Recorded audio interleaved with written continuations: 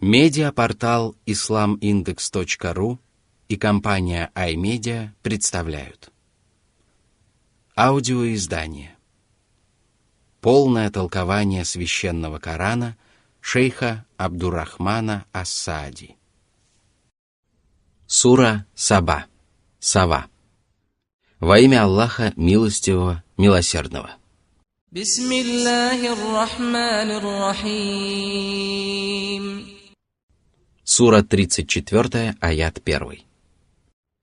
Алхамдулиллахи аллази лаху ма фис-самавати ва ма фил-арди ва лахул хамду фил-ахирах ва хувал хакимул хабир.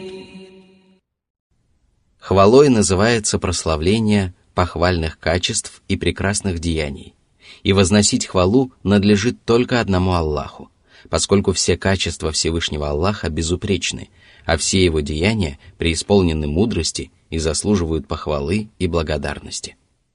В самом начале этой суры Всевышний сообщил, что все творения должны возносить хвалу Аллаху за то, что ему одному принадлежит все, что на небесах и на земле. Все творения во Вселенной принадлежат Аллаху и являются его рабами, и Аллах заслуживает похвалы за то, что правит ими самым совершенным образом. Ему же надлежит хвала в последней жизни. Именно там творения Аллаха осознают то, чего им не удавалось постичь в мирской жизни, и тогда они поймут, как достохвален Господь. Когда свершится суд над всеми творениями, а обитатели небес и земли убедятся в совершенной справедливости и мудрости своего Господа, каждый из них воздаст хвалу Аллаху. Даже сердца мучеников, которые будут ввергнуты в гиену, будут переполнены хвалой Всевышнему Господу, потому что наказание адских мучеников будет справедливым возмездием за совершенные ими злодеяния. А что касается хвалы, которую будут возносить Аллаху оказавшиеся в раю праведники, то о ней сообщается во многих достоверных священных текстах. К этой истине можно прийти даже в результате простого логического рассуждения. Обитатели рая воочию увидят бесчисленные милости и щедрые дары Всевышнего Господа, который вознаградит своих верных рабов всем, что они только попросят или пожелают, а затем украсит это вознаграждение благами, о которых они не мечтали и которые даже не приходили им в голову. Что же можно сказать о том, как обитатели рая будут возносить хвалу своему Господу, оказавшись в столь замечательном положении и избавившись от всего, что мешало людям познать, возлюбить и восхвалять Аллаха на земле? Воистину, возносить хвалу великодушному Господу для верующих будет милее и приятнее, чем наслаждаться всеми остальными райскими благами. Когда они увидят лик Всевышнего Аллаха и услышат его прекрасную речь, то испытают неповторимое удовольствие, которое заставит их забыть обо всех остальных прелестях и усладах. Они будут непрестанно поминать своего Господа, и слова поминания каждый миг будут выходить из их уст вместе с выдыхаемым воздухом. Зная это, достаточно только представить себе, что обитатели рая будут непрестанно созерцать величие, красоту и совершенство своего Господа, чтобы понять, насколько безупречна будет хвала, которую праведники будут возносить Всевышнему Аллаху. Воистину, Он мудрый, ведающий. Он творит и повелевает только в соответствии со своей божественной мудростью и ведает обо всем сокровенном и очевидном во Вселенной.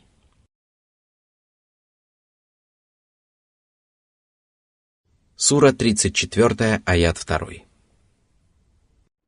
يعلم ما يلج في الأرض وما يخرج منها وما ينزل من السماء وما يعرج فيها وهو الرحيم الغفور. Аллах сообщил о том, что Он знает о дождевой воде, семенах и различных животных, которые проникают в землю, а также о всевозможных растениях и животных, которые выходят из нее. Он также ведает о богатстве, пропитании и предопределении, которое нисходит с небес, и об ангелах и душах, которые восходят на небо. Аллах – мудрый Творец, и Ему известно все о творениях, но вместе с тем Он милосердный, прощающий. Ему присущи милосердие и всепрощение, и рабы Аллаха непрестанно вкушают прекрасные плоды этих качеств своего Господа. Каждый из них получает столько милости и прощения, сколько он заслужил своими деяниями.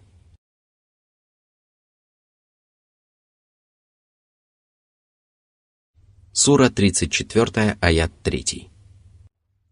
وقال الذين كفروا لا تأتينا الساعة قل بلى وربي لتأتينكم عالم الغيب لا يعزب عنه مثقال ذرة في السماوات ولا في الأرض ولا أصغر من ذلك ولا أكبر إلا في كتاب مبين. Совершенные качества Всевышнего Аллаха, которые Он перечислил в предыдущих аятах, обязывают все творения уверовать всей душой в своего Господа, а также славить и возвеличивать Его. Поэтому далее Аллах сообщил о том, что среди людей есть такие, которые не ценят по достоинству качества своего Господа, а потому не славят и не возвеличивают Его. Более того, они не веруют в Аллаха, считают невероятным воскрешение мертвых и наступление судного дня и противятся Божьим посланникам. По причине своего неверия в Аллаха и Его посланников они говорят, что судный день не наступит. Они считают, что нет ничего, кроме мирской жизни, и что люди рождаются, умирают и никогда не будут воскрешены. Аллах же повелел пророку Мухаммаду, да благословит его Аллах и приветствует, изобличить лживость их утверждений и поклясться в том, что судный день непременно настанет. Каждый человек обязан верить этой клятве и не сомневаться в истинности воскрешения, потому что об этом сообщил Аллах, который ведает о сокровенном. Он ведает о том, что сокрыто от наших глаз и непостижимо для нашего разума. А что же тогда говорить обо всем явном и очевидном? Затем Аллах еще раз подчеркнул совершенство своего знания и поведал о том, что ему известно обо всех творениях и даже об их мельчайших частицах. Все существующее и происходящее во Вселенной заведомо известно Аллаху и записано пером в ясном Писании, то есть хранимой скрижали. Аллаху известно все, что происходит с мельчайшими частицами на небесах и на земле, а это значит, что ему известно о том, как разлагаются тела усопших. Он знает, что земля пожирает часть человеческих тел и сохраняет в своем чреве другую их часть, а в судный день он без особого труда воскресит людей. Воистину, это воскрешение гораздо менее удивительно, чем совершенное знание Всевышнего Господа. Сура 34, аят 4. ليجزي الذين آمنوا وعملوا الصالحات أولئك لهم مغفرة ورزق كريم. Всевышний воскресит свои творения для того, чтобы вознаградить праведников, которые всем сердцем уверовали в Аллаха и были до конца верны Его посланникам, а также творили добрые деяния, которыми они подтверждали правдивость своей веры. Благодаря своей вере и своим деяниям они заслужили прощение Аллаха и щедрый удел. Первое избавило их от мучительного наказания, а второе позволило сбыться их самым заветным желаниям.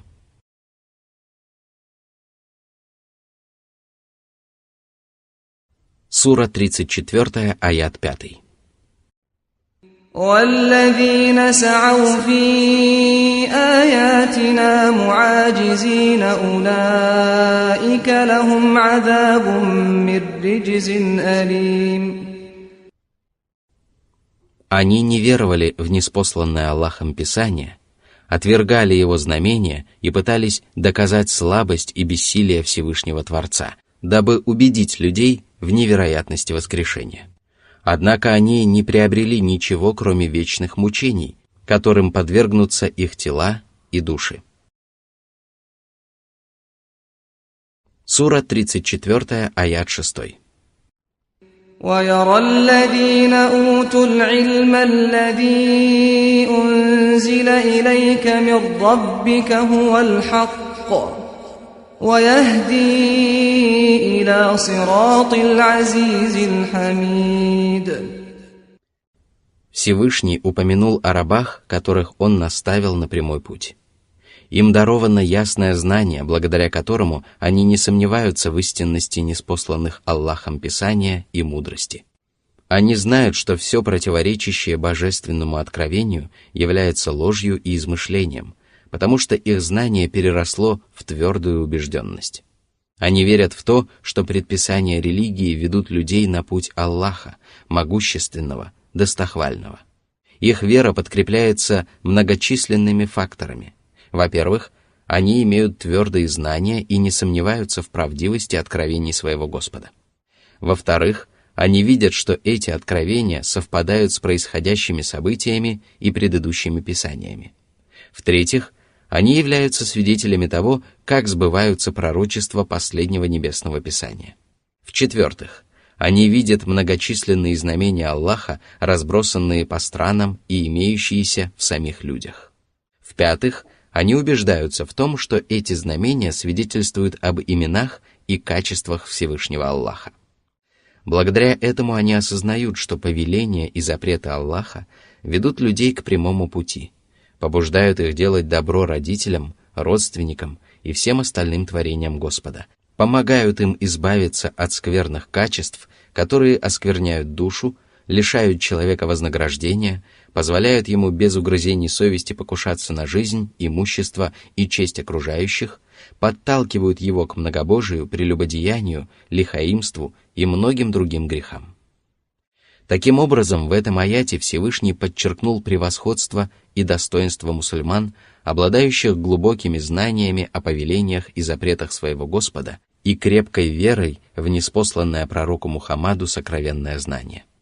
Они свидетельствуют об истинности принесенной пророком религии и доносят ясное знание до всех упорствующих и неверующих.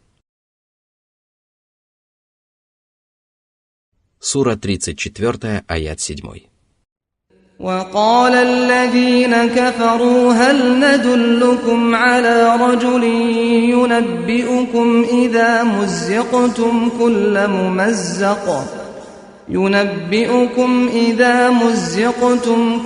ممزق إنكم لفي خلق جديد. А тем временем неверующие продолжают упорствовать в своем неверии, насмехаться над религией и убеждать себя в невероятности воскрешения. Они называют пророка Мухаммада, да благословит его Аллах и приветствует, человеком, который проповедовал небылицы, а потому позволяют себе глумиться и насмехаться над его учением. Они говорят друг другу: неужели он действительно думал, что вы воскреснете после того, как ваши суставы расчленятся, тела превратятся в прах, и вы распадетесь на частички? Сура 34, аят 8. أفترى على الله كذبا أم به جنة بل الذين لا يؤمنون بالآخرة في العذاب والضلال البعيد. Неужели он осмелился возвести навет на Аллаха? А может быть, он был всего лишь одержимым безумцем? Тогда в его поведении нет ничего удивительного, потому что от безумцев можно ожидать чего угодно. Неверующие говорят эти слова только по причине своего упрямства и беззакония. Они прекрасно знают, что пророк Мухаммад, да благословит его Аллах и приветствует, был самым правдивым и самым разумным человеком, и поэтому они питают к нему величайшую вражду и расходуют свои силы и богатства для отвращения людей от его учения. Они называют его лжецом и безумцем, но если бы он был таковым, то они не стали бы обращать внимание на его призыв. Разумные люди не обращают внимания на речи одержимых и не придают им никакого значения. Если бы не упрямство и беззаконие нечестивцев, то они тотчас вняли бы его проповедям и ответили на его призыв. Однако знамения и увещевания не приносят пользы неверующим людям, и поэтому Всевышний подчеркнул, что подобные слова могут сказать только люди, не уверовавшие в последнюю жизнь. Они будут подвергнуты наказанию и пребывают в глубоком заблуждении, а потому они несчастны и далеки от истины. А кто может быть более несчастным и более заблудшим, чем люди, которые считают невозможным воскрешение, отвергают посланника Аллаха, да благословит его Аллах и приветствует, высмеивают его пречистое учение и нарекают истину ложью, а ложь и заблуждение – истиной. Сура 34, аят 9. أَفَلَمْ يَرَوْا إِلَى مَا بَيْنَ أَيْدِيهِمْ وَمَا خَلْفَهُمْ مِنَ السَّمَاءِ وَالْأَرْضِ إِن نَّشَأْ نَخْسِفْ بِهِمُ الْأَرْضَ أَوْ نُسْقِطْ عَلَيْهِمْ كِسَفًا مِّنَ السَّمَاءِ إِنَّ فِي ذَلِكَ لَآيَةً لِكُلِّ عَبْدٍ مُنِيبٍ. Аллах призвал своих рабов призадуматься над явлениями и обстоятельствами, которые помогают людям убедиться в истинности воскрешения. Таких логических доводов в пользу воскрешения много. Достаточно только оглянуться и посмотреть на небеса и землю, чтобы убедиться в могуществе и величии Аллаха, которые изумляют человеческие умы и приводят в замешательство даже самых славных ученых мужей. Воистину, сотворить небеса, землю и населяющие их творения гораздо труднее, чем воскресить людей из могил.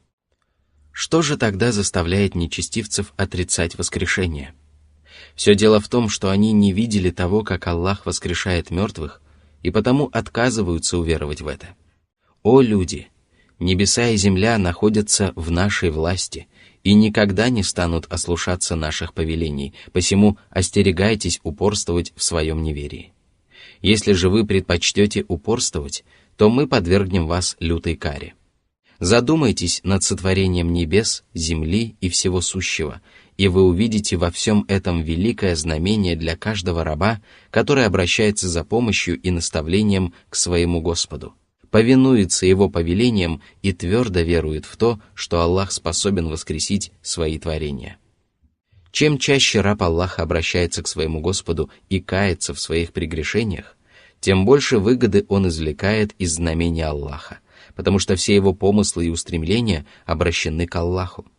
Благодаря этому он при любом начинании помнит о Всевышнем Господе, всеми силами приближается к Нему и заботится только о том, как снискать Его благоволение. Он не позволяет себе пренебрегать знамениями Аллаха и наблюдает за Его творениями, размышляет над ними и пытается извлечь полезные уроки из всего, что видит вокруг себя.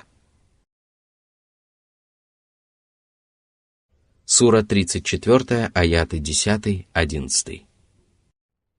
وَلَقَدْ آتَيْنَا دَاوُودَ مِنَّا فَضْلًا يَا جِبَالُ أَوِّبِي مَعَهُ وَالطَّيْرَ وَأَلَنَّا لَهُ الْحَدِيدَ أَنِ اعْمَلْ سَابِغَاتٍ وَقَدِّرْ فِي السَّرْدِ وَاعْمَلُوا صَالِحًا إِنِّي بِمَا تَعْمَلُونَ بَصِيرٌ.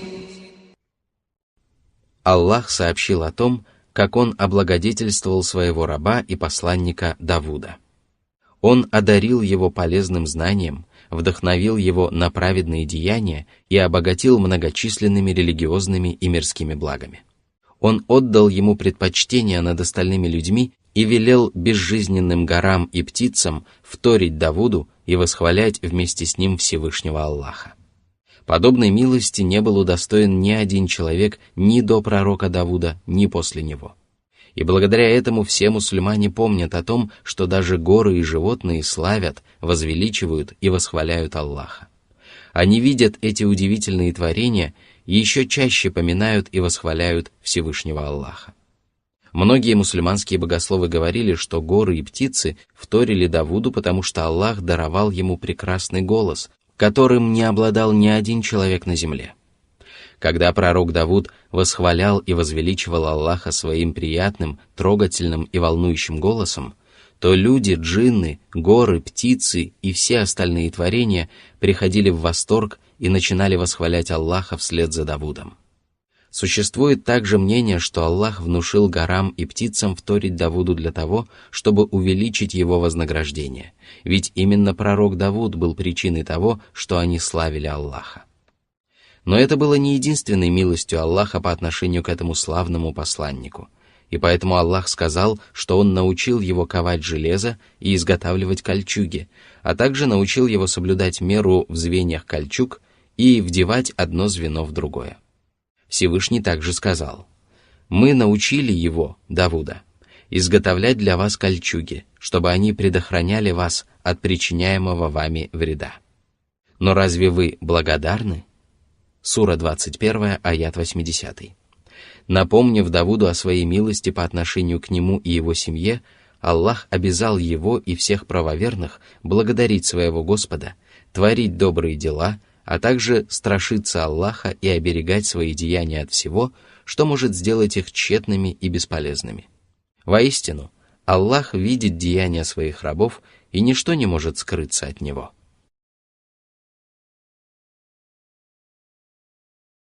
Сура 34, аят 12.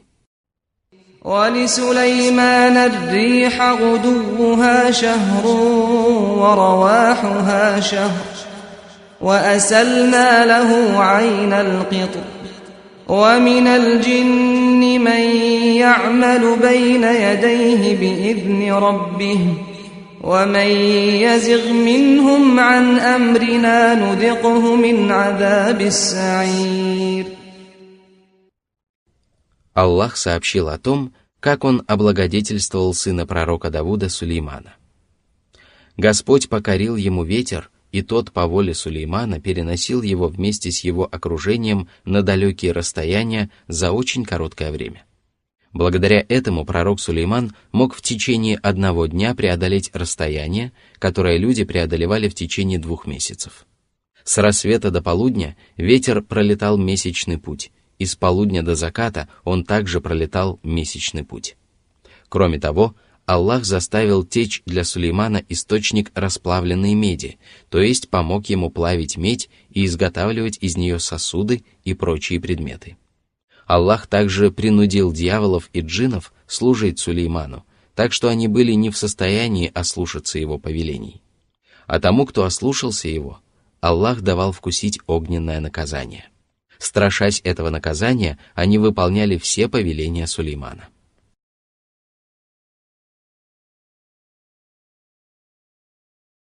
Сура 34, аят 13.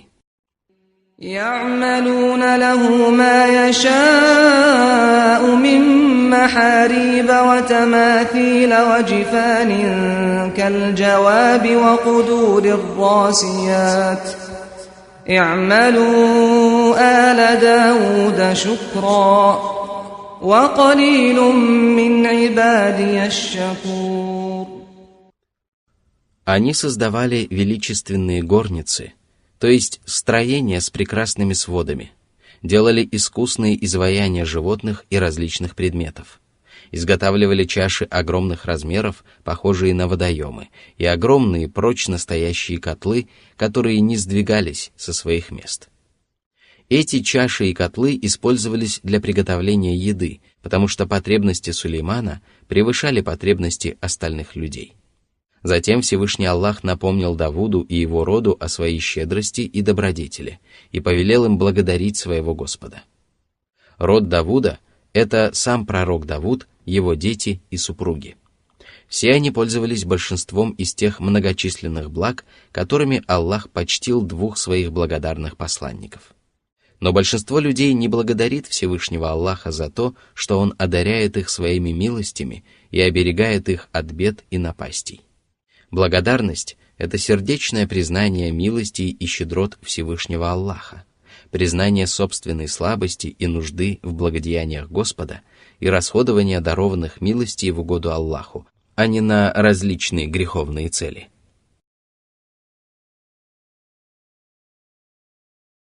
Сура 34, аят 14.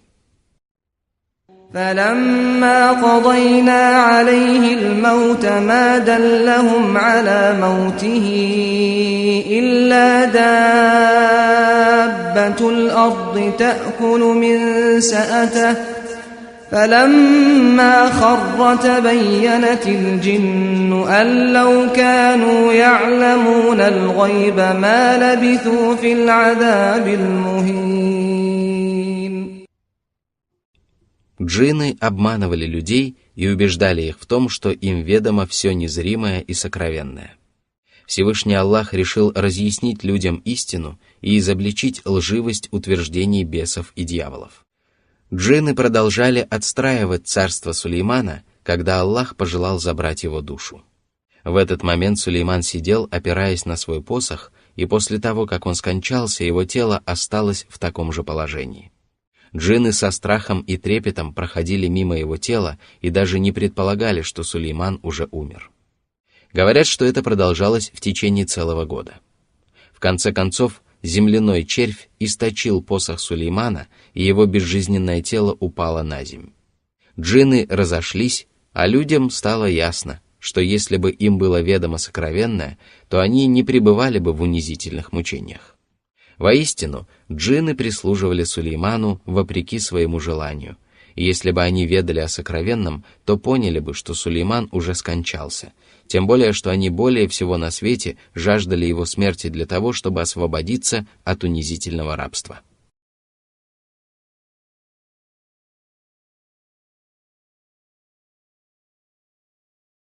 Сура 34, аяты с 15 по 19.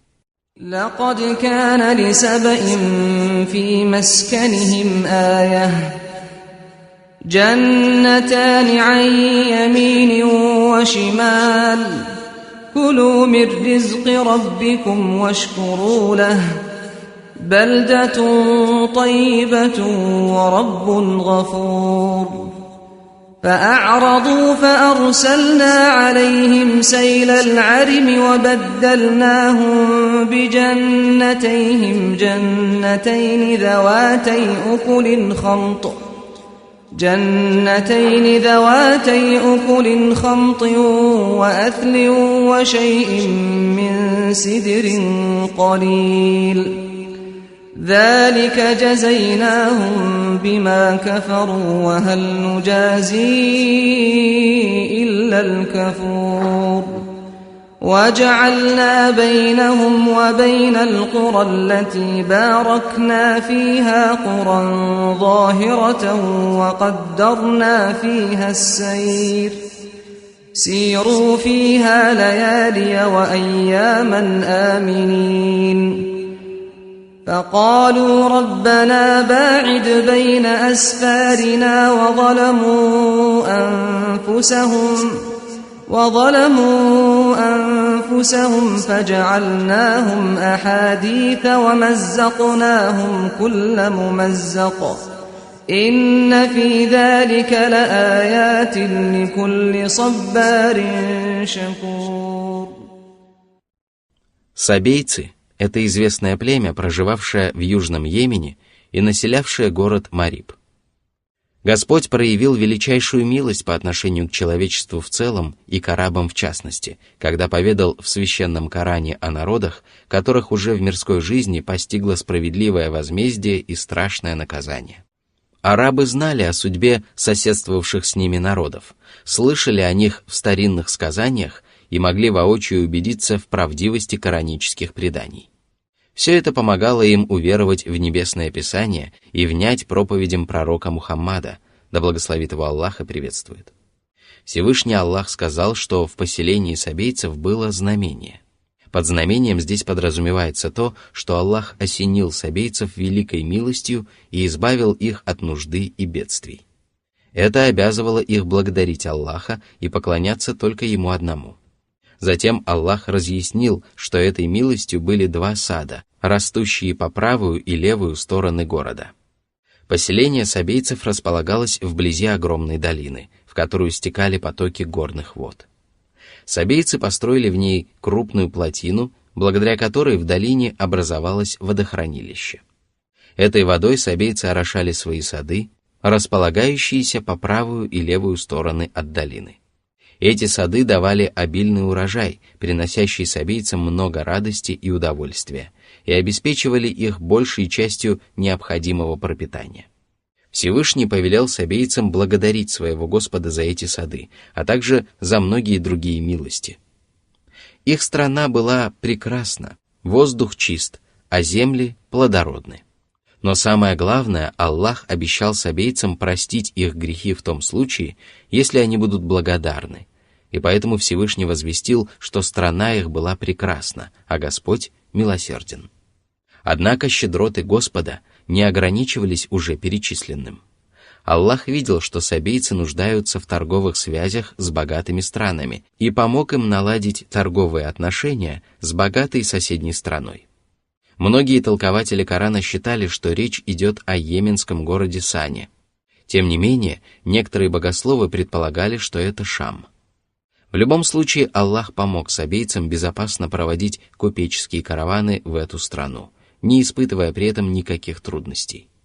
Они знали расстояние между городами и не сбивались с пути, а путешествовали и днем, и ночью в полной безопасности, не зная ни страха, ни беспокойства.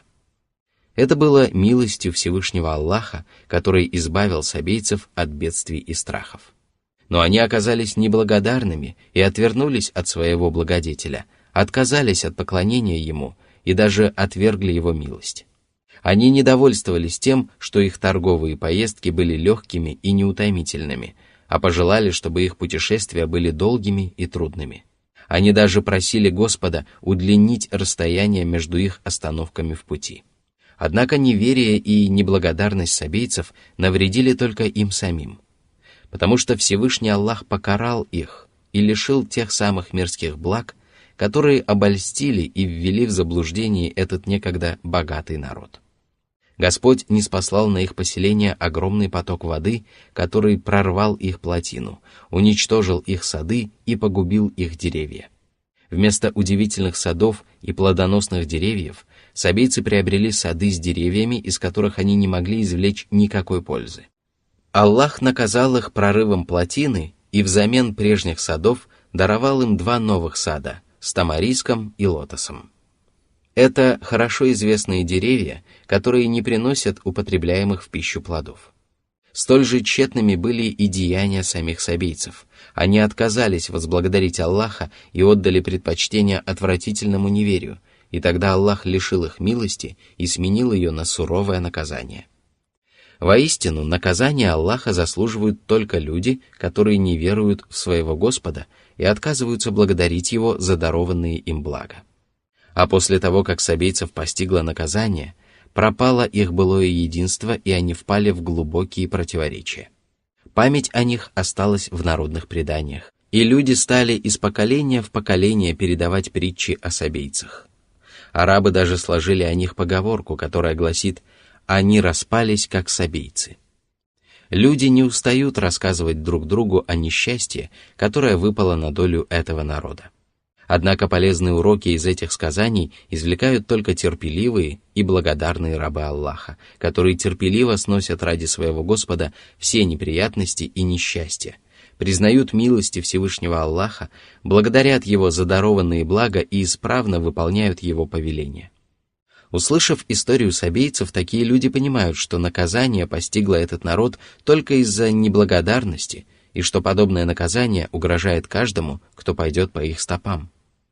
Они также понимают, что благодарность Всевышнему Господу позволяет людям сохранить благополучие и уберечься от несчастий, что посланники Аллаха говорили только сущую правду и что воздаяние Аллаха неизбежно, о чем свидетельствуют многочисленные события, происшедшие с древними народами, некогда жившими на земле.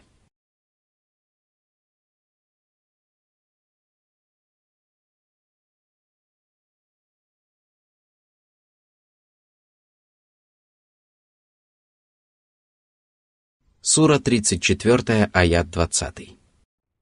وَلَقَدْ صَدَّقَ عَلَيْهِمْ إِبْلِيسُ ظَنَّهُ فَاتَّبَعُوهُ إِلَّا فَرِيقًا مِّنَ الْمُؤْمِنِينَ. Аллах поведал о том, что сабейцы относились к людям, которых сатана назвал неблагодарными и неверующими, когда обратился с мольбой к Всевышнему и сказал: «Клянусь Твоим могуществом, я совращу их всех, кроме Твоих избранных или искренних рабов». Сура 38, аяты 82-83. Иблис не был убежден в этом. Он всего лишь сделал предположение. Ему не было известно сокровенное, да и Аллах не сообщал ему о судьбе человечества. Однако он догадывался, что только искренние верующие сумеют избежать его козней. Сабейцы и им подобные грешники подтвердили мнение Иблиса о неверующих грешниках. Он без устали призывал их сойти с прямого пути и сумел добиться своей цели. И только истинные верующие, которые благодарностью отвечали на любое благодеяние своего Господа, не оправдали ожиданий сатаны. Существует мнение, что история о сабейцах заканчивается на 19 аяте этой суры, и что в этом аяте речь идет о человечестве в целом. Сура 34, аят 21. وما كان له عليهم من سلطان إلا لنعلم من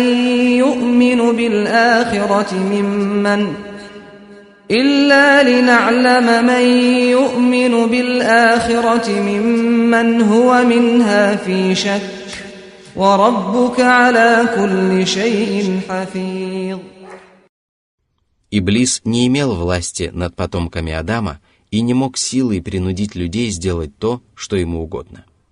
Однако премудрый Аллах позволил ему искушать, соблазнять и наущать людей, дабы отличить того, кто верует в последнюю жизнь, от того, кто сомневается. Поэтому искушение сатаны – это испытание, благодаря которому правдивый человек отличается от лжеца. Истинные верующие выдерживают это испытание и не поддаются соблазнам дьяволов, а маловеры при малейшем потрясении впадают в сомнения и при первом же зове сатаны отказываются от своей веры. Именно искушение сатаны выявляет, кто из рабов Аллаха является добропорядочным человеком, а кто скверным. Что же касается Всевышнего Господа, то Он хранит своих рабов, хранит совершенные ими деяния и хранит уготовленное для них воздаяние, а в день воскресения каждый человек получит свое воздаяние сполна. Затем Аллах повелел своему посланнику объяснить многобожникам, что творения, которым они поклоняются, не способны принести людям добро или зло и не заслуживают поклонения. А для этого Аллах повелел: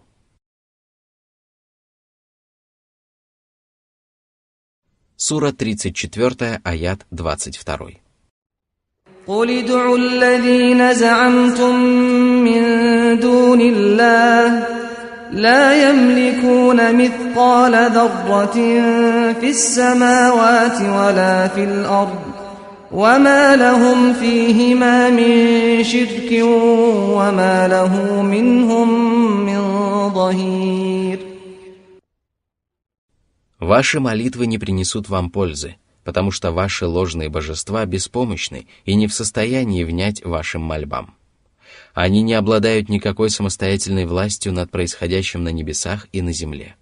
Нет у Аллаха среди них соратников, потому что ваши божества не только не обладают самостоятельной властью, но и не разделяют власть над небесами и землей вместе с всемогущим Аллахом.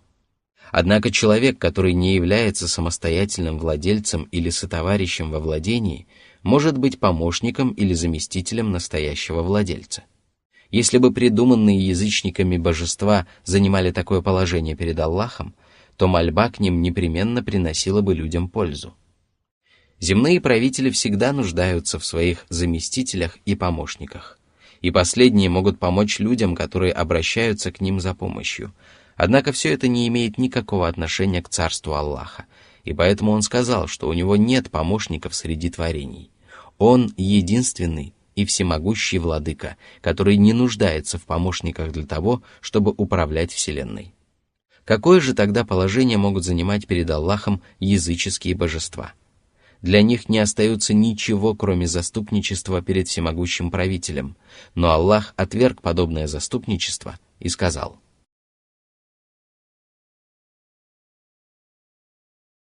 Сура 34, аят 23.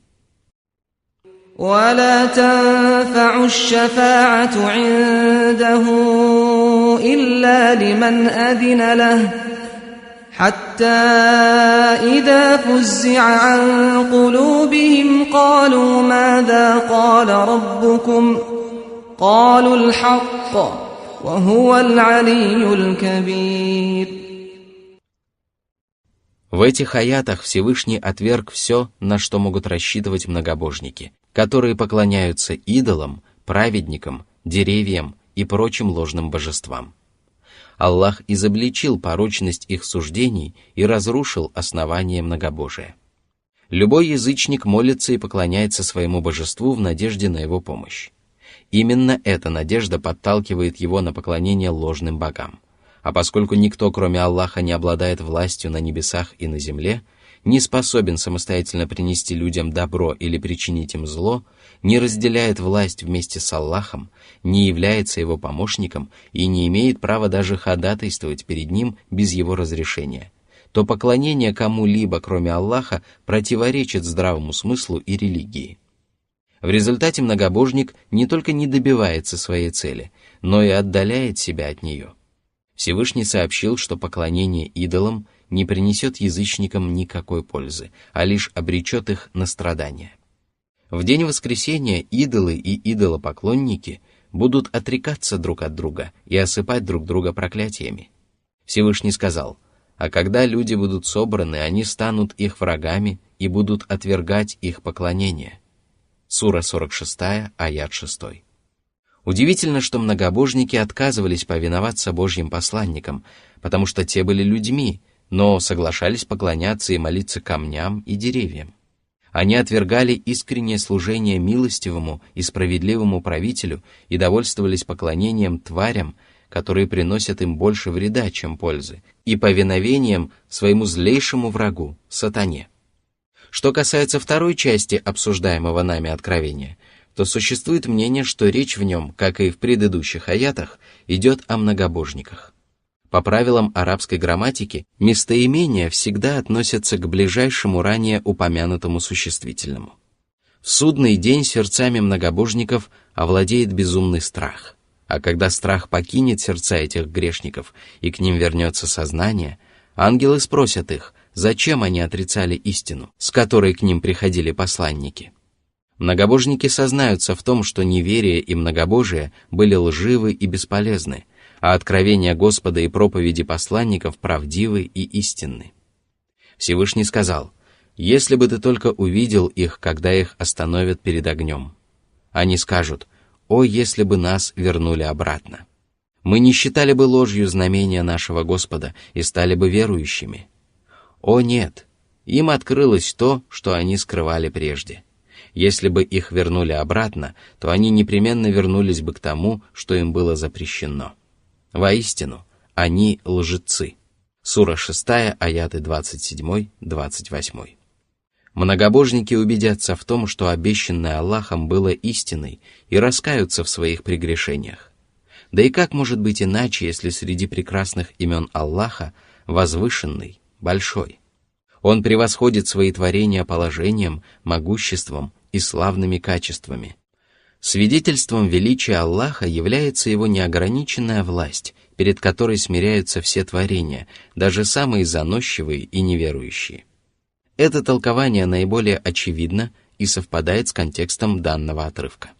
Однако существует и другое мнение, согласно которому речь в этом аяте идет об ангелах. Когда Всевышний Аллах обращается к обитателям небес, благородные ангелы лишаются чувств и тотчас падают ниц. Первым поднимает голову ангел Джибриль, и Аллах ниспосылает ему свое откровение. Когда же ангелы приходят в себя и страх покидает их сердца, они спрашивают друг друга о том, что же сказал Господь. Тогда одни из них отвечают другим, что Аллах сказал истину. Это общий ответ, из которого становится ясно, что ангелы убеждены в том, что все слова Господа являются непреложной истиной. А может быть, они сообщают друг другу о том, что именно повелел или изрек Господь.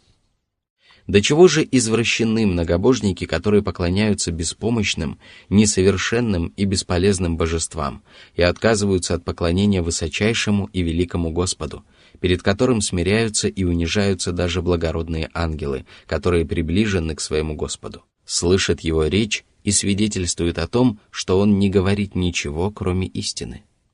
Что же ожидает этих многобожников, которые проявляют высокомерие перед могучим владыкой и правителем? Воистину, высочайший и великий Аллах превыше всякого многобожия и далек от всего, что измышляют о нем лживые язычники.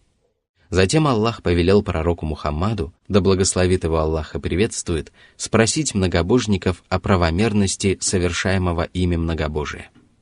Всевышний сказал. Сура 34, аят 24. قُلْ مَنْ يَرْزُقُكُم مِّنَ السَّمَاوَاتِ وَالْأَرْضِ قُلِ اللَّهُ وَإِنَّا أَوْ إِيَّاكُمْ لَعَلَى هُدًى أَوْ فِي ضَلَالٍ مُّبِينٍ. О Мухаммад! Многобожники непременно ответят тебе, что пропитание дарует только Аллах. Если же они не признают этого, то сообщи им об этом сам, и ты увидишь, что никто не сумеет опровергнуть твои слова. Открой им глаза на то, что только Аллах ниспосылает людям пропитание с небес и земли, проливает дожди, взращивает растения, заставляет течь реки, выращивает плоды на деревьях и творит различных животных, которые помогают людям и служат для них пропитанием. Отчего же они продолжают поклоняться тем, кто не в состоянии одарить их благами и принести им пользу? Скажи им: мы с вами совершенно разные люди. Одни из нас почтенно следуют прямым путем, а другие увязают в омуте заблуждения. Мы предъявили друг другу свои доказательства, которые не оставляют сомнений в том, кто из нас говорит правду и следует прямым путем, а кто лжет и блуждает во мраке заблуждения. Наши доказательства настолько убедительны, что приводить новые и новые доводы просто не имеет смысла. Воистину, такие слова может сказать только человек, познавший истину, нашедший прямой путь и убежденный в истинности своих воззрений и порочности взглядов своих противников. Задумайся над людьми, которые призывают к поклонению Аллаху, который сотворил все сущее, самостоятельно управляет Вселенной, одаряет свои творения многочисленными милостями, оберегает их от бедствий и напастей, заслуживает самой прекрасной похвалы и обладает неограниченной властью на небесах и на земле. Ангелы и все остальные творения смиряются перед Его величием и покоряются Его могуществу. Самые славные заступники страшатся Его гнева и заступаются за другие творения только с Его позволения. Он – высочайший и великий Господь. Его положение самое высокое, Его качества самые безупречные, Его деяния самые похвальные. Он обладает совершенством, славой, красотой и заслуживает самого искреннего восхваления и почитания. Сравни же людей, которые призывают поклоняться этому могущественному Творцу, искренне и преданно служить Ему и не признавать наряду с Ним иных богов, с грешниками, преклоняющимися перед идолами, истуканами и могилами, которые не в силах ни сотворить живое существо, ни даровать пропитание. Эти ложные божества не способны принести пользу или причинить вред не только многобожникам, но и самим себе. Они не распоряжаются ни жизнью, ни смертью, ни воскрешением. Они всего лишь безжизненные существа, не обладающие разумом и не способные внять молитвам людей, которые им поклоняются. Но даже если бы они могли услышать их молитвы, они все равно бы не ответили им. А когда наступит день воскресения, эти идолы и истуканы отрекутся от многобожников и откажутся от их поклонения. Идолопоклонники и их идолы станут проклинать друг друга, и всем людям станет ясно, что ни одно живое существо, кроме Аллаха, не обладает властью над небесами и землей, не разделяет этой власти вместе с Аллахом, не является его помощником и не имеет права ходатайствовать перед ним без его разрешения.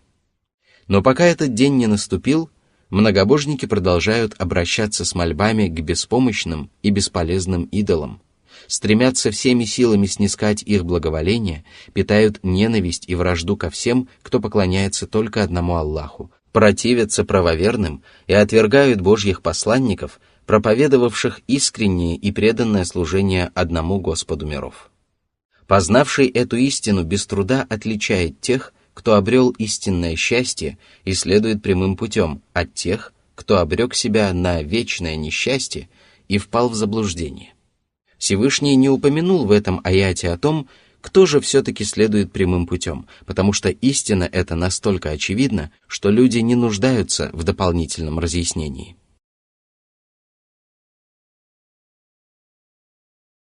Сура 34, аят 25.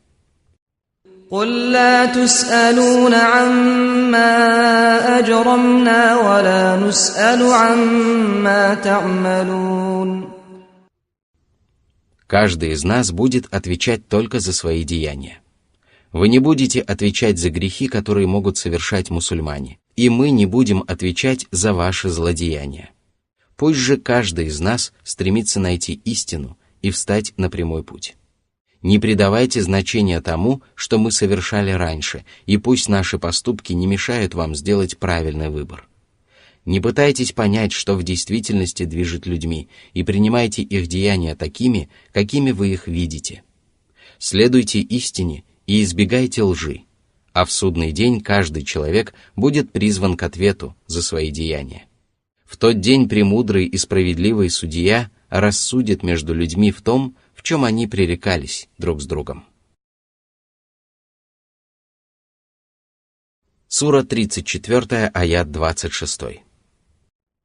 قل يجمع بيننا ربنا ثم يفتح بيننا بالحق وهو الفتاح العليم.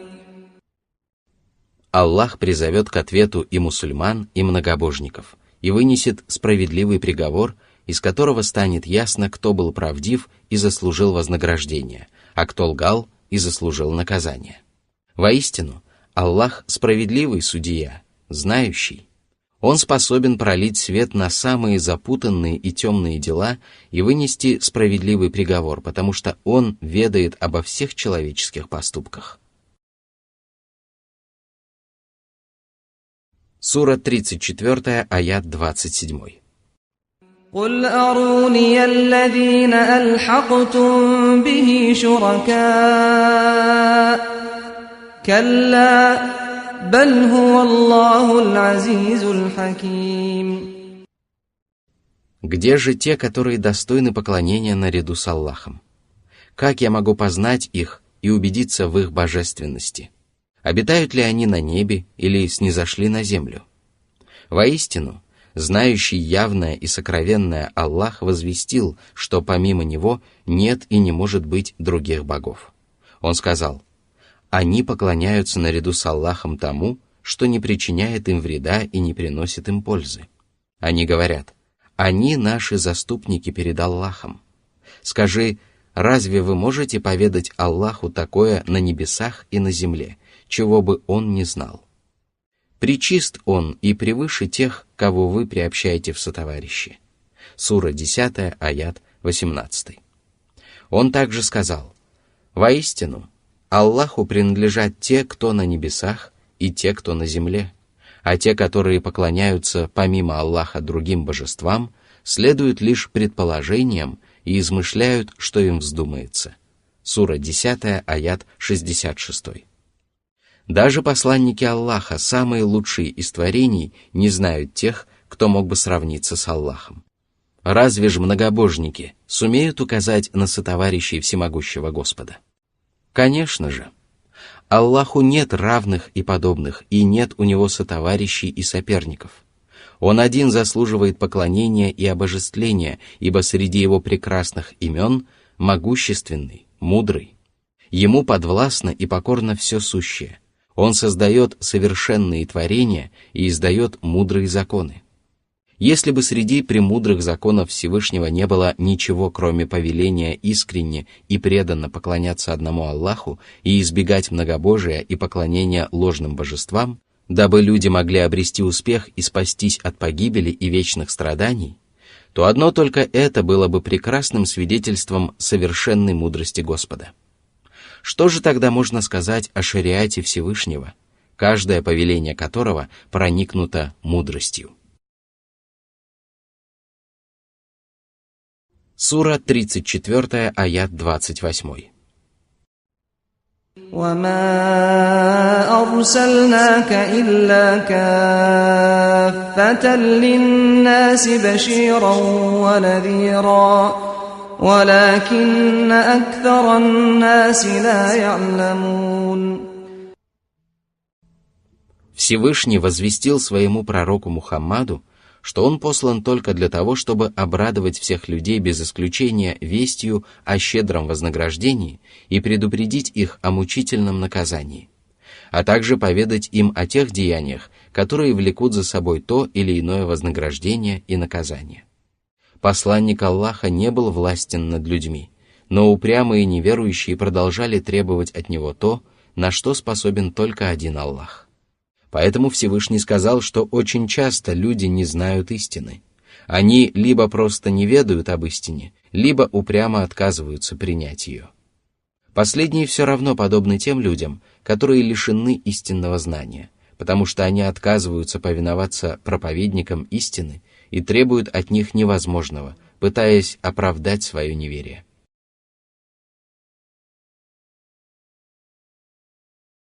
Сура 34, аят 29. وَيَقُولُونَ مَتَى هَذَا الْوَعْدُ إِن كُنتُمْ صَادِقِينَ. Именно так поступали многобожники во времена пророка Мухаммада, да благословит его Аллах и приветствует. Они требовали от него приблизить час расплаты, от которого он предостерегал их. Воистину, это было проявлением величайшей несправедливости со стороны многобожников.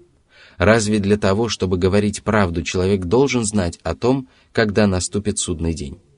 Воистину, слова многобожников свидетельствуют о той неприязни, которую они испытывали к истине, и об их слабоумии. Представьте себе, что правдивый и искренний человек пришел к народу, который знает о его верности и правдивости, и сообщил о том, что враг готовится к сражению и намеревается уничтожить этот народ. Разве станут люди требовать от него в качестве доказательства его правдивости сообщить о местонахождении приближающегося врага и времени начала сражения? Какой благоразумный человек в этот момент станет требовать от правдивого человека доказательств? А если кто-нибудь поступит таким образом, то люди просто сочтут его глупцом. Что же тогда говорить о людях, которые считают лжецом самого правдивого человека, который проповедовал непреложную истину только по наставлению Господа, а не в угоду собственным желаниям, и предупреждал человечество о грядущем наказании, которое невозможно будет предотвратить и от которого невозможно будет избавить? Воистину, отвержение такого человека по причине того, что он не знал о сроке наступления судного дня, является величайшей глупостью.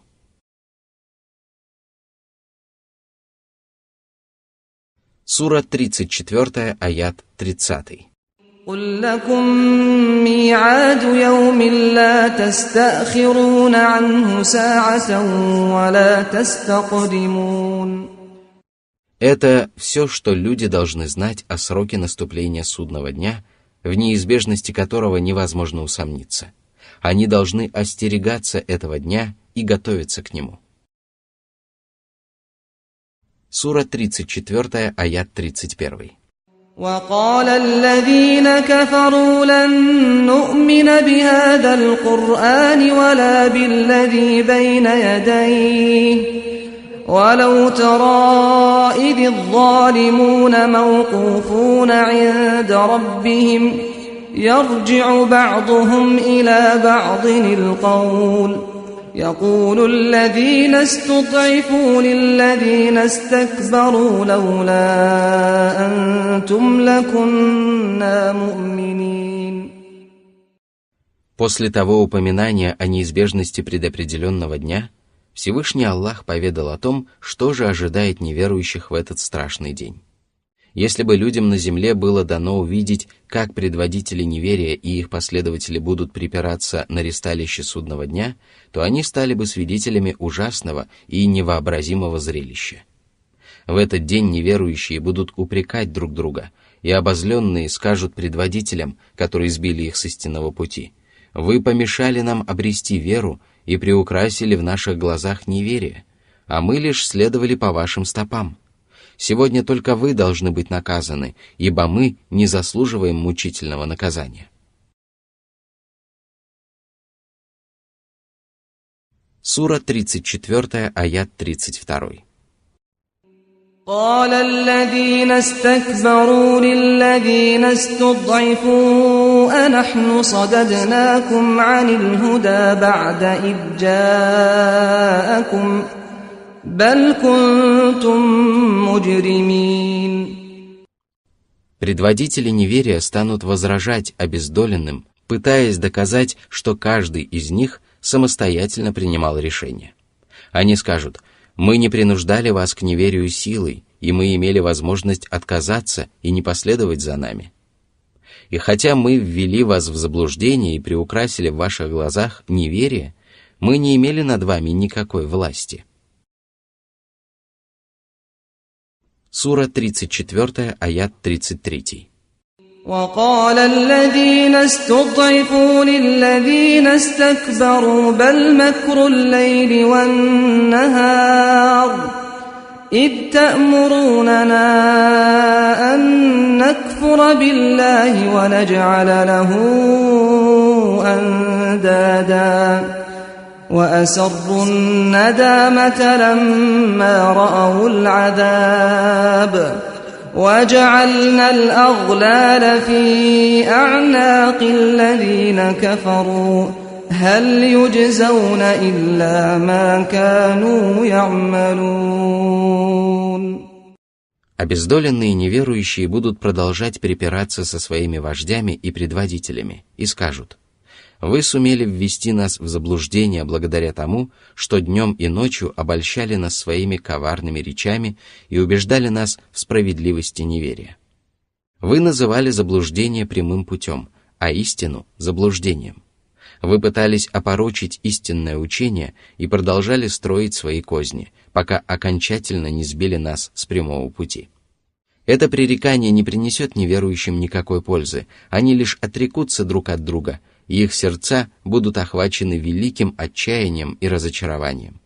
Они будут оправдываться друг перед другом в надежде, что сумеют спастись от наказания, но им станет ясно, что они действительно достойны возмездия. Они будут горько раскаиваться в своих деяниях и печалиться от того, что не последовали прямым путем и не отвергли ложь, которая обрекла их на вечные страдания.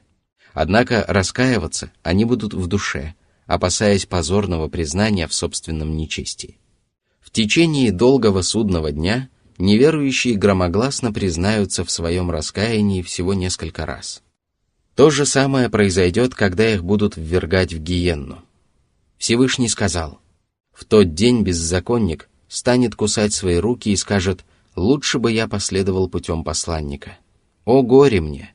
Лучше бы я не брал такого-то себе в друзья». Сура 25, аяты 27-28. А в другом откровении говорится: они скажут: если бы мы прислушивались и были рассудительны, то не оказались бы среди обитателей пламени. Они признаются в своем грехе. Прочь же, обитатели пламени. Сура 67, аяты 10-11. Затем всемогущий Аллах поведал о том, что грешники будут закованы в кандалы, подобно узникам. Всевышний сказал: «Когда с оковами на шеях и в цепях их поволокут в кипяток, а потом разожгут в огне». Сура 40, аяты 71-72. Воистину, мучительное наказание и тяжелые оковы являются справедливым возмездием за неверие, грехи и неповиновение.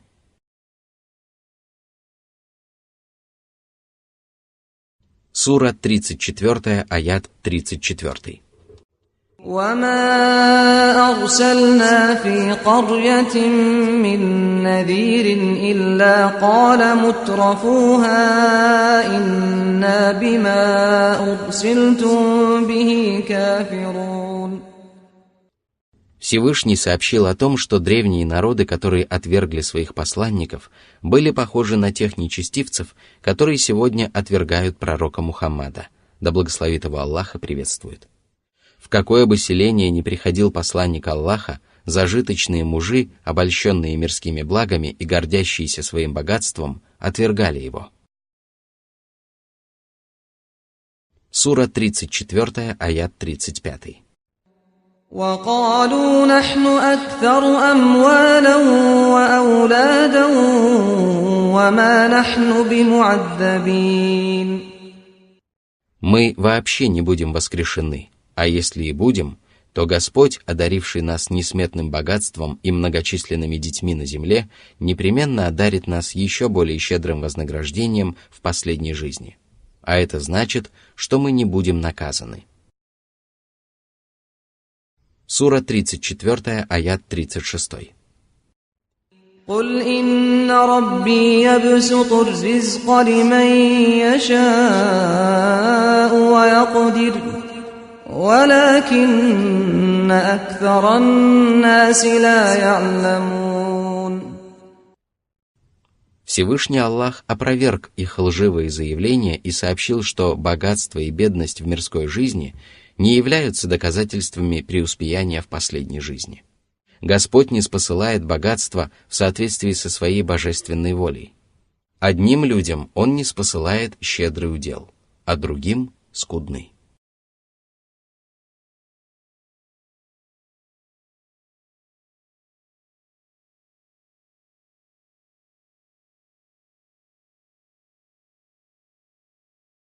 Сура 34, аят 37. وما أموالكم ولا أولادكم بالتي تقربكم عندنا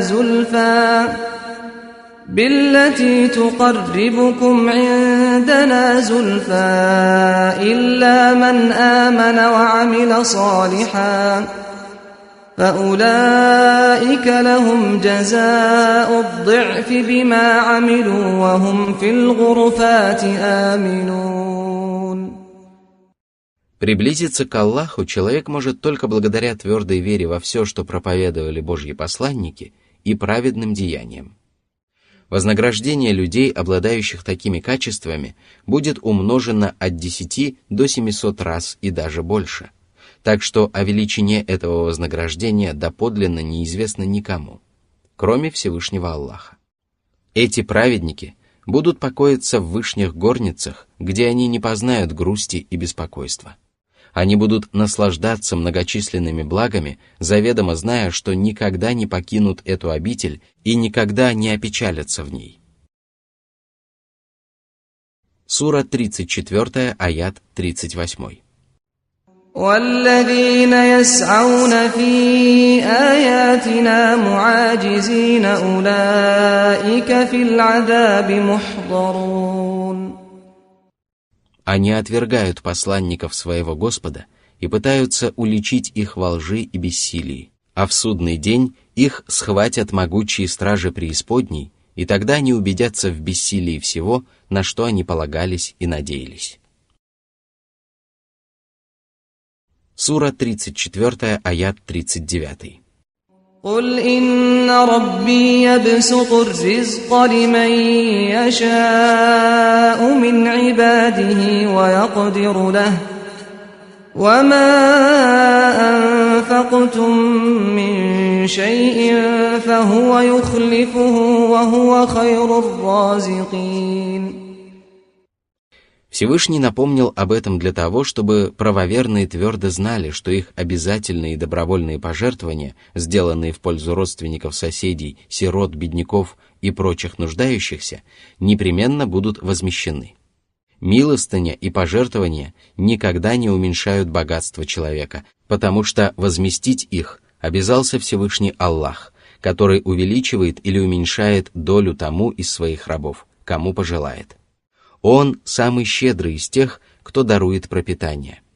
О люди, помните об этом, просите у него богатства и пропитания и делайте все необходимое для того, чтобы приобрести их.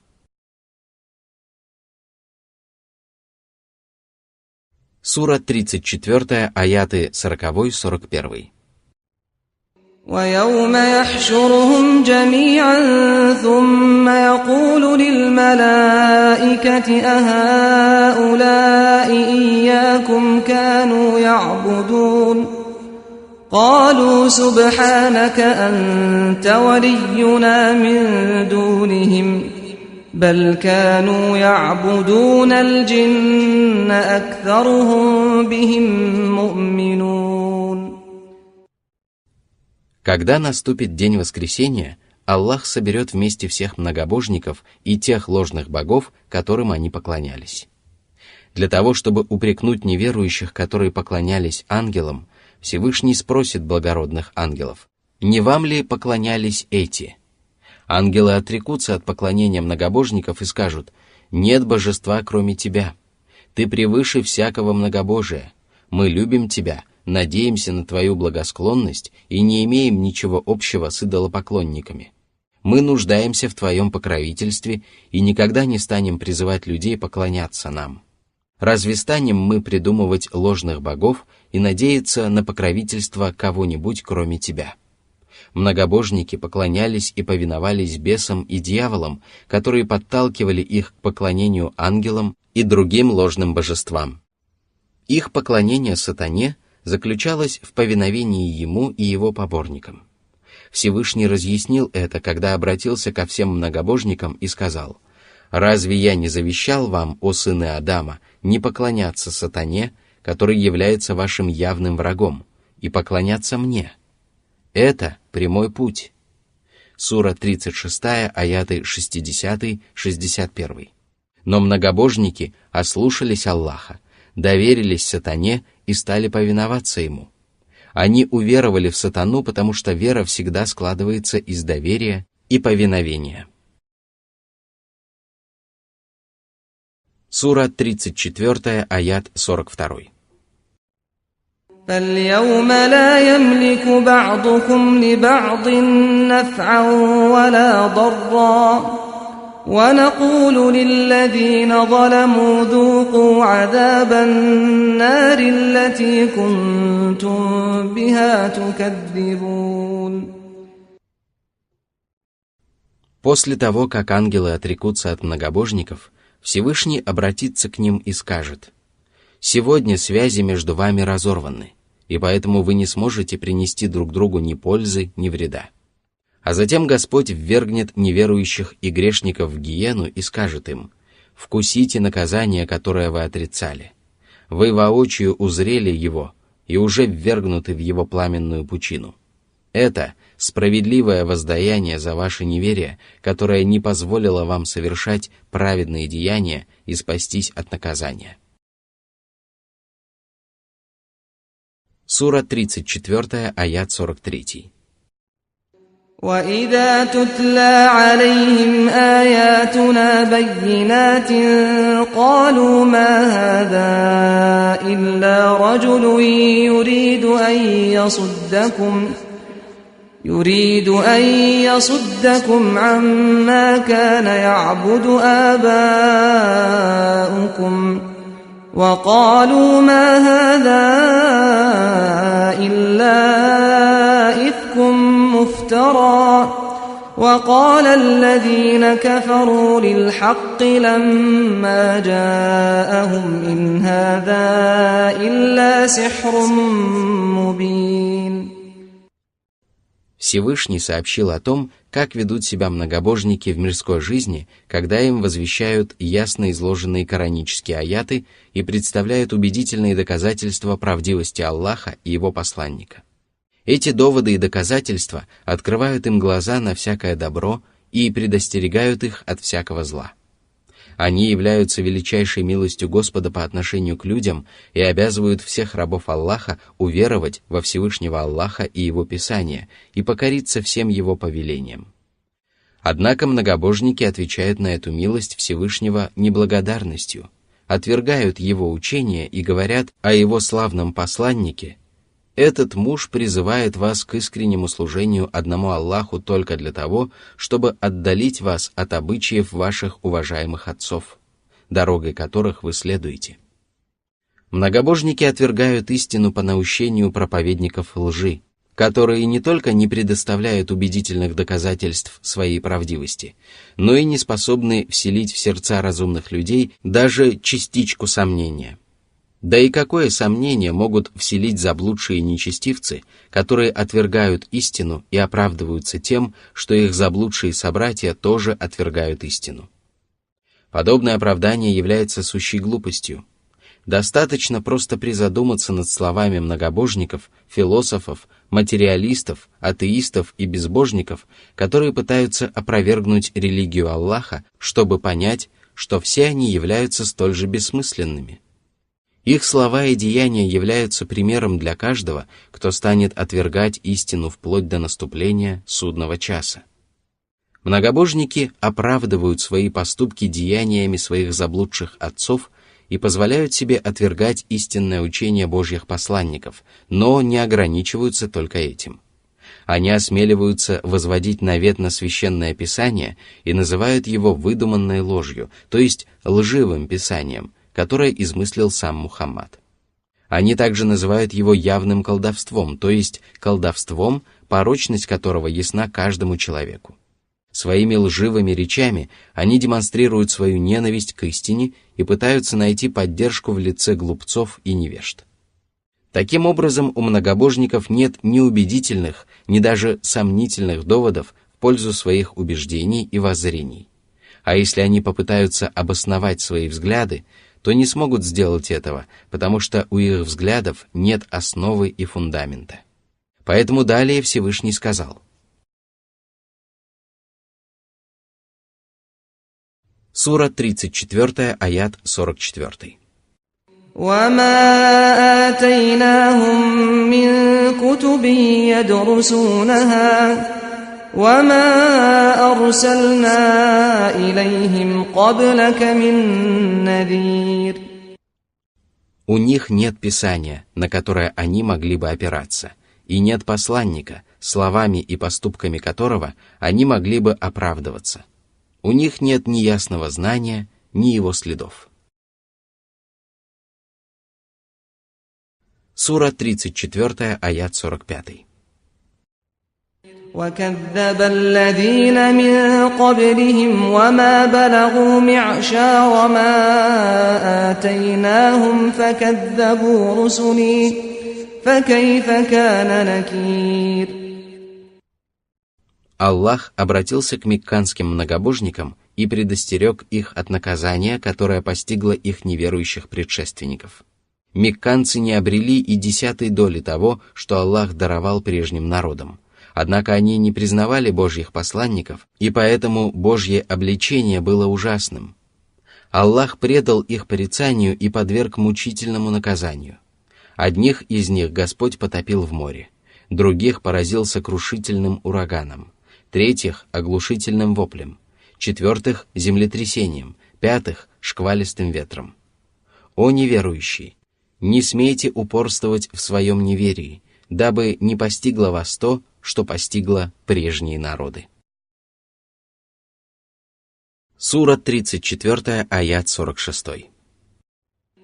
قُلْ إِنَّمَا أَعِظُكُم بِوَاحِدَةٍ أَن تَقُومُوا لِلَّهِ مَثْنَى وَفُرَادَى ثُمَّ تَتَفَكَّرُوا مَا بِصَاحِبِكُم مِّن جِنَّةٍ إِنْ هُوَ إِلَّا نَذِيرٌ لَكُمْ بَيْنَ يَدَيْ عَذَابٍ شَدِيدٍ. Я прошу вас прислушаться к моему совету и сделать это. Такой поступок будет справедливым, ибо я не прошу вас слепо последовать за мной и отказаться от своих взглядов. Поставьте перед собой цель найти истину и постарайтесь быть искренними перед Аллахом.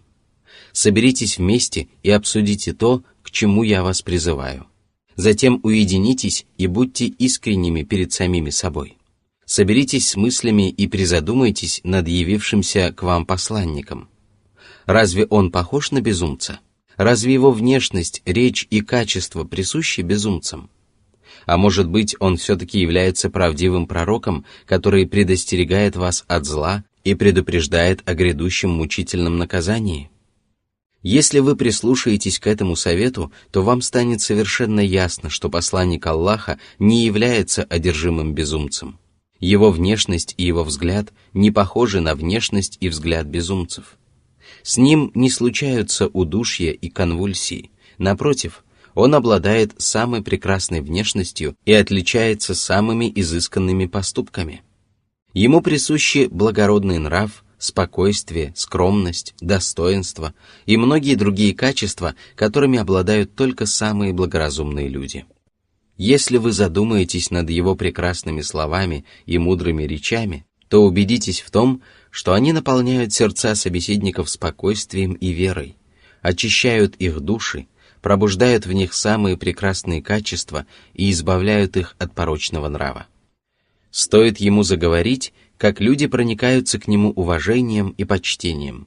Разве такое поведение можно сравнить с буянством безумцев? Разве такие речи похожи на бред сумасшедшего? Любой человек, который в одиночестве или в обществе других людей призадумается над жизнью и поведением пророка Мухаммада, да благословит его Аллах и приветствует, желая найти ответ на вопрос, был ли он действительно Божьим посланником, непременно придет к выводу, что Мухаммад был правдивым пророком и истинным посланником. И тем более в этом легко могли убедиться мекканцы, которые были знакомы с посланником Аллаха с самого его рождения вплоть до его кончины.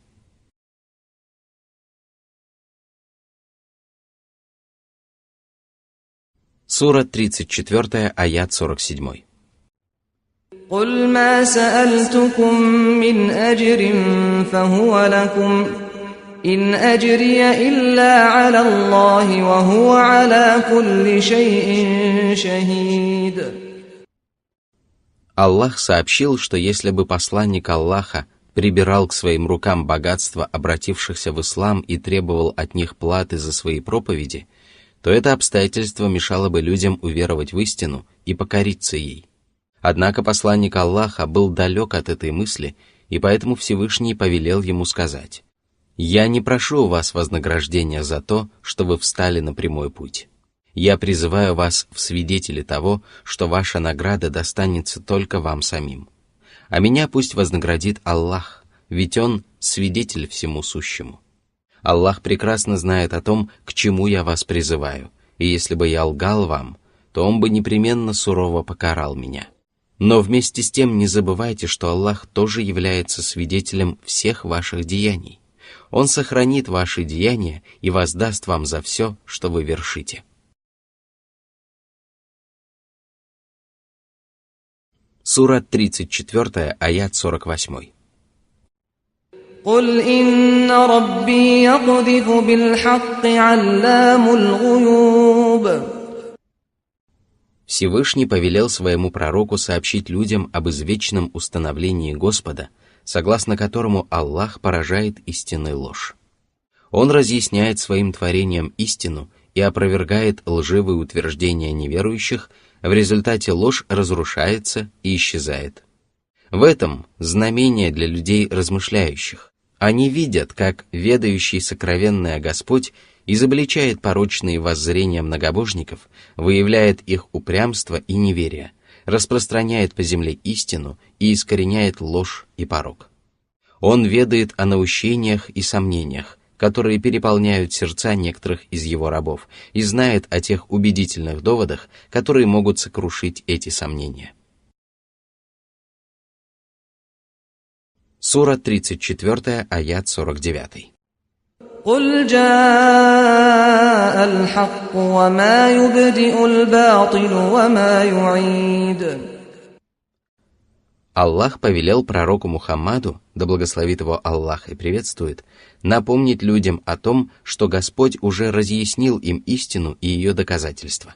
А посему ложь никогда не сумеет одолеть истину, никогда не продлит зла и не сумеет вернуть себе былое могущество. Посланник Аллаха донес до человечества истину и показал неверующим, что они не в силах противостоять ей. Он возвестил им, что они могут называть истину ложью и заблуждением, но это ничем не навредит самой истине и не предотвратит победу небесной религии. Сура 34, аят 50.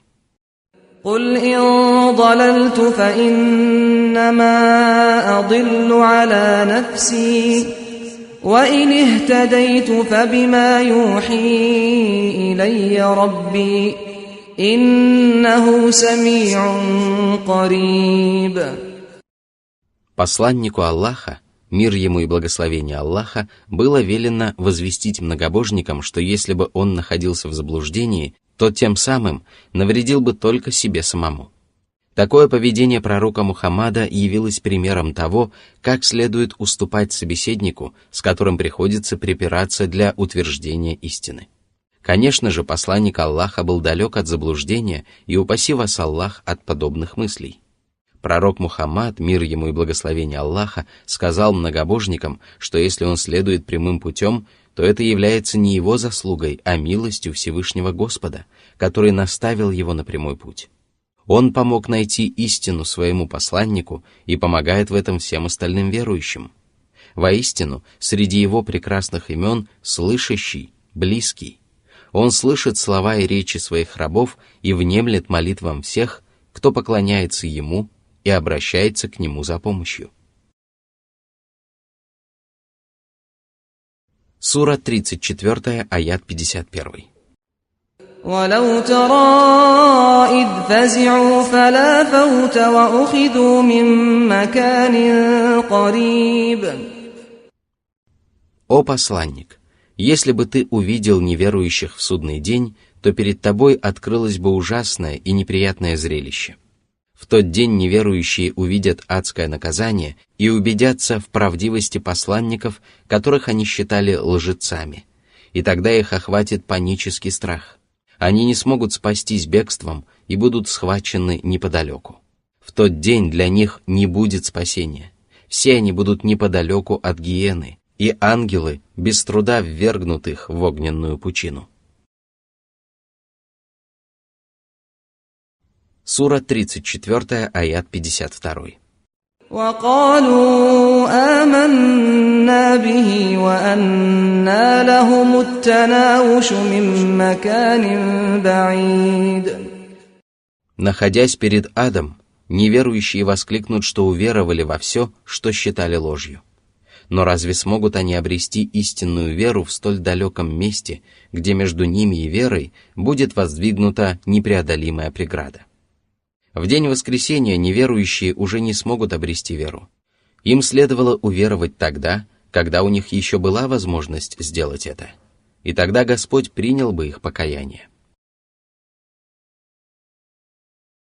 Сура 34, аят 53. وَقَدْ كَفَرُوا بِهِ مِنْ قَبْلُ وَيَقْذِفُونَ بِالْغَيْبِ مِنْ مَكَانٍ بَعِيدٍ. Они строили догадки и пытались одолеть истину ложью. Однако это было так же трудно и невозможно, как попасть в цель с далекого расстояния. Ложь не может сокрушить или перебороть истину, и она приобретает могущество только тогда, когда люди предают истину забвению. Если же истина начинает противостоять лжи, то она непременно сокрушает ее. Сура 34, аят 54. وَحِيلَ بَيْنَهُمْ وَبَيْنَ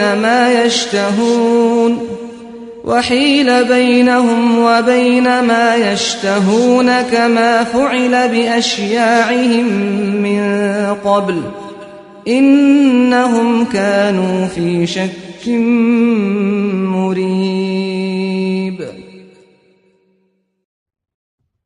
В судный день между неверующими и их желаниями будет воздвигнута преграда. Они будут желать оказаться рядом со своими детьми в окружении своих слуг и стражников, вернуть свое богатство, получить то удовольствие, которое они получали в земной жизни. Однако они останутся наедине со своими деяниями. Они были сотворены в одиночестве, и теперь они в одиночестве будут отвечать за свои деяния и не сумеют достичь желаемого. Эта же участь постигнет и древние народы, которые отвергали своих посланников, а когда воочию узрели мучительное наказание, то лишились возможности удовлетворить свои желания. Они заслужили это тем, что пребывали в гнетущем сомнении, по причине которого они отказывались уверовать и не желали покаяться.